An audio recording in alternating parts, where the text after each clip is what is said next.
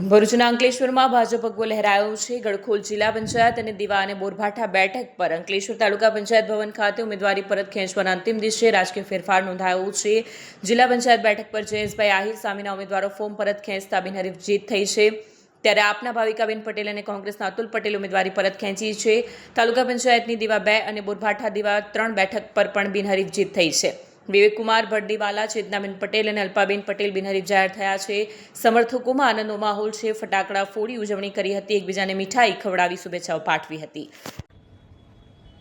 ભારતીય જનતા પાર્ટીએ જ્યારે મેન્ડેટ આપ્યું હોય અને 11 તારીખના રોજ અમે ભારતીય જનતા પાર્ટી તરફથી ઉમેદવારી ગડખોલ જિલ્લા પંચાયત 11માં નોંધાવી હતી, જેમાં મારી સામે કોંગ્રેસ પાર્ટીમાંથી અતુલભાઈ પટેલ અને આમ આદમી પાર્ટીમાંથી ભાવિકાબેન સુરેશભાઈ પટેલ એ જે બંનેએ ઉમેદવારી નોંધાવી હતી।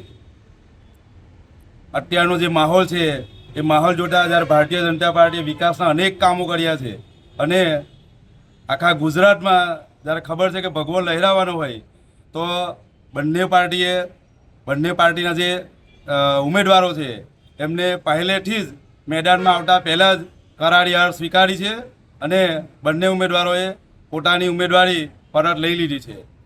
આ તબક્કે આપના માધ્યમથી હું પ્રદેશના પ્રમુખશ્રી, સંગઠનના પ્રમુખશ્રી જગદીશભાઈ વિશ્વકર્માજી, ગુજરાત રાજ્ય સરકારના મંત્રી શ્રી ઈશ્વરસિંહભાઈ પટેલ,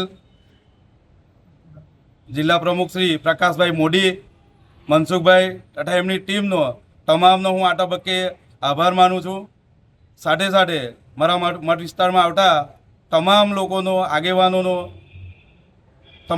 હું આભાર માનું છું અને ખાતરી અપાવું છું કે જે કંઈ વિકાસના કામો હશે એ દરેક ગામમાં, મારા મત વિસ્તારમાં આવતા દરેક ગામની અંદર એક સર્વાંગી વિકાસ થાય અને ગામ એક નવી ઊંચાઈ પર પહોંચે એવા સતત મારા પ્રયત્નો રહેશે। અસ્તુ ભારત માતા કી। ભારત માતા કી।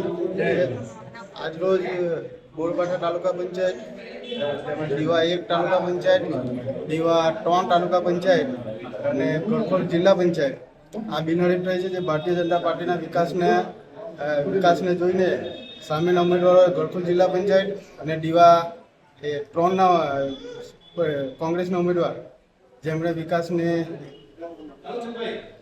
જો સમર્થન કરી પોતાનું ઉમેદવારી પત્ર પર ખેંચેલા, જેના કારણે દીવા 3 અને બોરભાઠા ગડખોલ જિલ્લા પંચાયત બિનહરીફ જાહેર થયેલ છે। માનનીય મંત્રી શ્રી ઈશ્વરસિંહ પટેલશ્રીના આ સુધીના સમયગાળામાં થયેલા વિકાસના કાર્યને સપોર્ટ આપીને જે આજે અમે ઉમેદવારી પત્રો ભરેલા ઉમેદવારી કરી હતી, એની અમારી સામેના જે વિપક્ષના ઉમેદવારોએ જે અમે વિકાસના કામો કરેલા છે તેને સમર્થન આપીને આજે એમણે આજે ઉમેદવારી પત્ર ખેંચીને અમને બિનહરીફ જાહેર કર્યા છે। વિડીયો જર્નાલિસ્ટ ઇમ્તિયાઝ પઠાણ સાથે કરણસિંહ, સત્યા ટીવી ન્યૂઝ, અંકલેશ્વર।